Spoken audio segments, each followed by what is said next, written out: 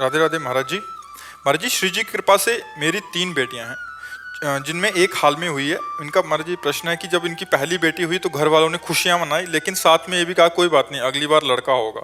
3 साल बाद दूसरी बेटी हुई तो कई जनों ने कहा कि पहले अल्ट्रासाउंड करा लेते, फिर नहीं बहुत नहीं संवेदना। नहीं नहीं महाराज जी, नहीं फिर कह रहे कि फिर जब तीसरी बेटी हुई तो इन्होंने आपका सत्संग सुनना शुरू कर दिया था जब वो गर्भ में थी। तो फिर इन्होंने दृढ़ निश्चय किया कि अभी तो जो भी होगा इसमें हमारा मंगल ही होगा, कोई ऐसा कदम नहीं उठाएंगे।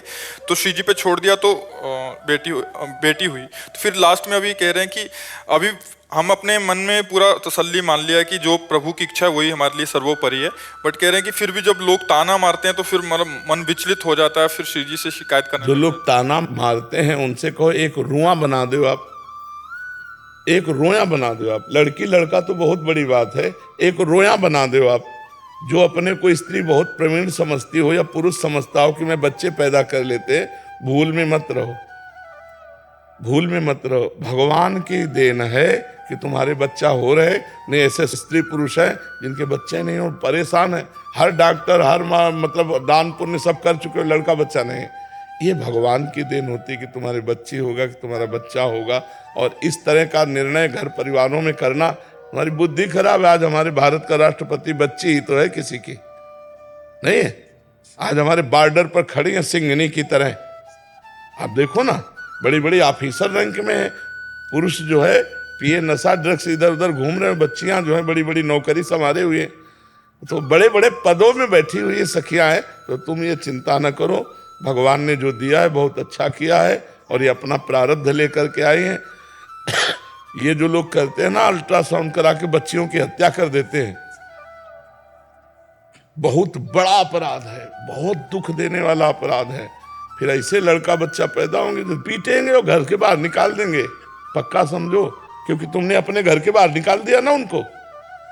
घर ही तो है, उधर एक घर है, उसमें बच्चा पल रहा है, बच्चा हो या बच्ची, आप उसको नष्ट करवा दिए। भ्रूण हत्या, गर्भ हत्या है, बहुत बड़ा पाप है, ये नहीं करना चाहिए। संयम से रहो, बच्चों की हत्या कराने की क्या जरूरत है। और बच्ची हो या बच्चा, आजकल तो दोनों के बराबर समानता है। हमें लगता है पिता की प्रॉपर्टी पर बच्चियों का भी अधिकार हो गया है, नहीं हो गया। तो जो बच्चे का अधिकार हो, बच्ची का अधिकार है। बच्ची है तो बच्चा मिल ही जाएगा, दामाद नहीं मिल जाएगा। और बच्चा है तो बच्ची मिलेगी, बहू मिल जाएगी। तो परेशानी क्या, जोड़ा तो दोनों में है। जिस घर में लड़की ना हो उस घर को आप देख लो, चाहे जितना सोने का बना हो, बिल्कुल भूत घर जैसा लगता है। और जिस घर में बहू आ जाए ना, तो माटी के भी दीवारें हो तो पोत करके इतना सुंदर बना देते। लड़कियों के प्रति ऐसी लोगों की है भावना, शायद दहेज के कारण बैठ गई कि लोग जो दहेज बहुत मांगते हैं तो लगता है लड़की वाले को लगता है 3 लड़कियां, मतलब शादियां ऐसी होती हैं, लोग ऐसे मांगते हैं। वैसे हमें लगता है कि लड़की की प्रधानता रखनी चाहिए, दहेज की नहीं। क्योंकि हमें लगता है कि लड़कियां बोझा दहेज के कारण लगी होंगी। क्यों महाराज जी, एक तो दहेज ये बहुत बड़ा कारण है, दूसरा कि बुढ़ापे में मेरी सेवा करेगा।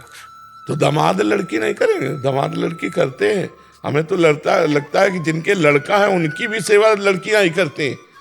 और माता पिता को जब दुख पड़ता है तो बिटिया काम आती है, पक्का समझो। हमको तो लगता है कि लड़कियां लड़कों से ज्यादा हेल्पदायी हैं।